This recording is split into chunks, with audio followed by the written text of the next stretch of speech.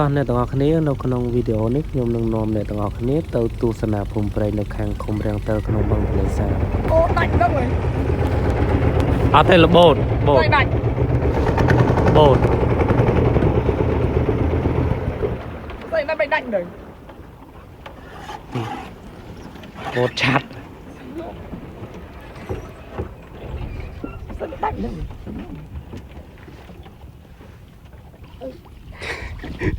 វិប៉ើងទាំងមនុស្សទៅតោងជប់ប៉ើងទាំងមនុស្សទៅបើដោតវិញបង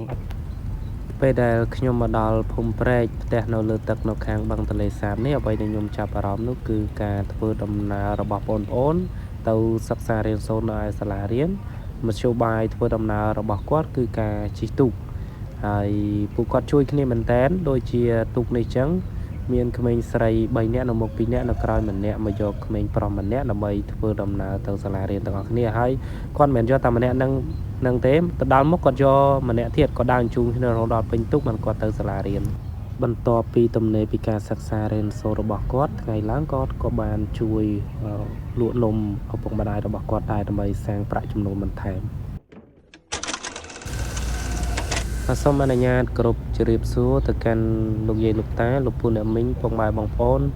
ទាំងអស់គ្នានៅក្នុងវីដេអូនេះខ្ញុំនឹងផ្តិតយករូបភាពទាំងស្រុងអំពីភូមិព្រែកនៅខាងឃុំរាំងទិលនៅលើបឹងទន្លេសាបស្ថិតនៅក្នុងខេត្តពោធិ៍សាត់ដើម្បីចែកជូនបងប្អូនទស្សនាថាភូមិដែលនៅលើទឹកនៅខាងភូមិព្រែកហ្នឹងវាមានទិដ្ឋភាពបែបណាហើយខុសប្លែកពីយើងនៅលើគោកបែបណាខ្លះខ្ញុំនឹងអត្ថាធិប្បាយសម្រាយនៅក្នុងវីដេអូនេះដូចអ្វីដែលបងប្អូនបានឃើញអញ្ចឹងនៅតាមផ្លូវខ្ញុំធ្វើដំណើរទៅនេះគឺមានបង្គោលភ្លើងមានន័យថាភ្លើងទៅដល់នឹងដែរខែប្រាំងយើងអាចជិះម៉ូតូទៅបានតាមរយៈផ្លូវដែលកំពុងបើកទូកនេះឯងប៉ុន្តែខែវស្សាទឹកឡើងខ្លាំងយើងមិនអាចបើកឡានម៉ូតូទៅបានទេគឺយើងធ្វើដំណើរដោយទូកហើយធ្វើដំណើរតាមផ្លូវក៏ជួបហានិភ័យខ្លះដូចជាវីដេអូនេះជាដើមបាទអូដាច់ហ្នឹងហើយអត់ទេរបូតដាច់បូតស្អីដាច់ហ្នឹងបូតឆាត់ស្អីដាច់ហ្នឹង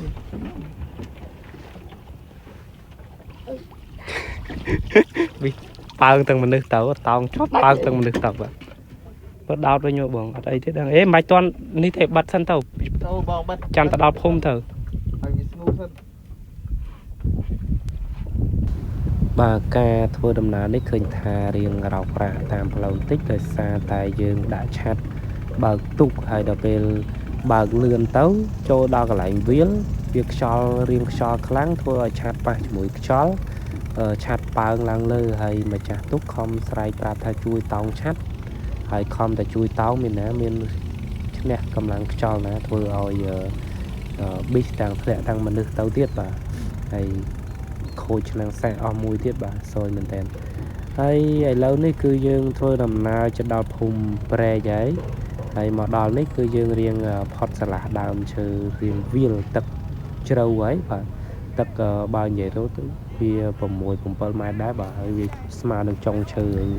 បាទបន្តិចទៀតយើងនឹងចូលទៅដល់ក្នុងភូមិព្រែកហើយបញ្ជាក់ផងដែរតាមរយៈការសាកសួរទេមិនដឹងថាព័ត៌មាននឹងវាច្បាស់លាស់ 100% អត់ទេបាទដោយសារតែយើងសួរពីប្រជាពលរដ្ឋនៅក្នុងហ្នឹងថាចំនួនគ្រួសារដែលរស់នៅលើទឹក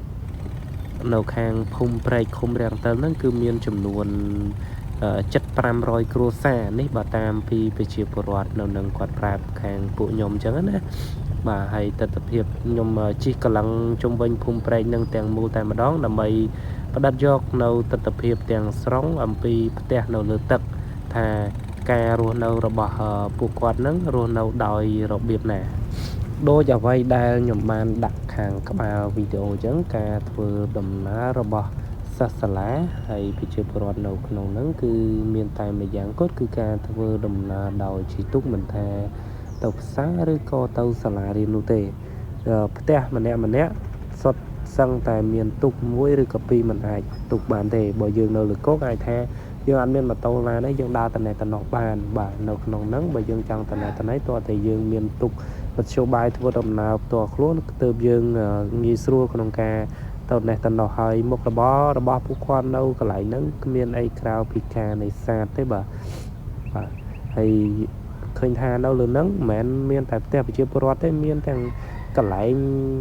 លក់ដូរធំបោះដុំគ្រឿងសំណង់បោះដុំគ្រឿងអីវ៉ាន់ចាប់ហួយអីផ្សេងជាច្រើនបាទហើយដោយកន្លែងនេះមានក្មេងៗគាត់កំពុងតែធ្វើដំណើរទៅសាលារៀនហើយគាត់បើកទូកហ្នឹងជូនយកគ្នាទៅសាលារៀនមិនមែនទូកមួយតែឯងទៅសាលាទេទូកមួយអញ្ចឹង4-10នាក់អីចឹងទៅមកពេញទូកគាត់ចែវទៅសាលារៀនគាត់កំពុងតែ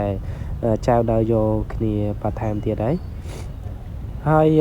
ទូកនេះគឺខ្ញុំបង្ហាញនេះគឺទូកដែលមានល្បឿនលឿនខ្លាំងត្រឹមតែ28នាទីអាចបើកពីភូមិព្រែកទៅដល់សៀមរាបបានប្រើម៉ាស៊ីន Nissan ប្រើម៉ាស៊ីន Samyong បាទអានេះតាមពីម្ចាស់ទូកគាត់ប្រាប់ខ្ញុំដែរអញ្ចឹងណាប៉ុន្តែខ្ញុំអត់បានថតជាប់សម្លេងដែលគាត់ប្រាប់ខ្ញុំនឹងទេបាទហើយខ្ញុំមកបញ្ចូលសម្លេងតាមក្រោយទូកដែលខ្ញុំបង្ហាញមុនហ្នឹងគឺមានចកលបើកដូចជាឡានហ្នឹងគាត់ប្រើម៉ាស៊ីន Samyong បើក28នាទីដល់សៀមរាបហ្នឹងមិនដឹងថាជាការពិតមិនដឹងថាជាការបំភ្លឺពីពួកគាត់ទេប៉ុន្តែខ្ញុំបានចម្លើយពីពួកគាត់បែបហ្នឹងមែនហើយមកដល់កន្លែងនេះខ្ញុំផ្ដិតរូបភាពបង្ហាញបន្ថែមទៀតអំពីភូមិព្រែកបែកខាងជើងម្ដងហើយដូចទូកមួយនេះចឹងកំពុងតែបើកលក់នំបាទមិនមែនទូកអីទេបើកលក់នំចល័តពេញភូមិនឹងតែម្ដងរាល់ថ្ងៃបាទអានេះហៅថាទូកលក់នំបាទគាត់ប្រើម៉ូទ័រអាគុយគាត់ចាប់អាគុយទៅយើងអាចបើកទៅមុខបានក្មេងៗបាទអញ្ចឹងវីដេអូអំពីភូមិព្រែកមកដល់ទីបញ្ចប់ប៉ុណ្ណឹងជួបគ្នានៅវីដេអូបន្ទាប់អំពីភូមិរាំងទិលជាបន្តសូម